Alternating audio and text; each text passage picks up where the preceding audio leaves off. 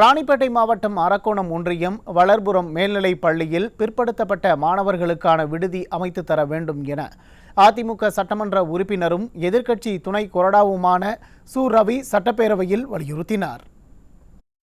மாண்புமிகு பேரவைத் தலைவர் அவர்களே, எங்கள் கழக பொதுச் செயலாளர், வருங்கால தமிழகத்தினுடைய முதலமைச்சர் அன்பு அண்ணன் எடப்பாடியார் அவர்களை வணங்கி, எனது அரக்கோணம் தொகுதிக்குட்பட்ட வளர்புரம் அரசு மேல்நிலைப்பள்ளி, அந்த மேல்நிலைப்பள்ளி சுற்றி கிருஷ்ணாபுரம், பெருங்களத்தூர், உள்ளியம்பாக்கம், கீழாந்தூர், பள்ளியாங்குப்பம் போன்ற கிராமங்களிலிருந்து சுமார் 5 கிலோமீட்டர் சுற்றளவு கொண்ட கிராமங்களிலிருந்து சுமார் 200க்கும் மேற்பட்ட மாணவர்கள் வளர்புரம் அரசு மேல்நிலைப் பள்ளியிலே பயின்று வருகிறார்கள்.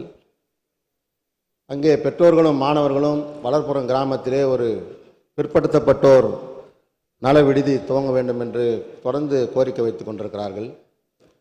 இன்றைக்கு நம்முடைய அமைச்சர் அவர்கள் அந்த பகுதியிலே அமைப்பதற்கு வாய்ப்பில்லை என்று சொல்லியிருக்கிறார்கள். ஏற்கனவே அந்த வளர்புரம் கிராமத்திலே ஒரு ஆதிதிராவிடர் விடுதி இயங்கிக் கொண்டிருக்கிறது. அது மட்டுமல்ல, என்னுடைய அரக்கோணம் தொகுதியிலே ஒரே ஒரு பிற்படுத்தப்பட்ட மாணவர் விடுதி மட்டும்தான் அரக்கோணம் நகரத்திலே இயங்கிக் கொண்டிருக்கிறது. கிராமப்புறங்களிலே பிற்படுத்தப்பட்டோர் நல விடுதி இல்லை. ஆகவே கிராமப்புற மக்கள் மாணவர்களுடைய நலன் கருதி அந்த கிராமப்புறத்திலே வளர்புரம் கிராமத்திலே பிற்படுத்தப்பட்டோர் நல விடுதி அமைக்க வேண்டும், அதற்கு மறுபரிசீலனை செய்ய வேண்டும் என்று கேட்டுக்கொள்கின்றனர். அதே போல் இந்த ராணிப்பேட்டை மாவட்டத்திலே அதிகமாக சிறுபான்மை இஸ்லாமியரும் கிறிஸ்தவர்களும் அதிகமாக வசிக்கிறார்கள். இதுவரை பள்ளி கல்லூரி மாணவர்கள் விடுதி இதுவரை சிறுபான்மை துறை மூலமாக துவங்கப்படவில்லை.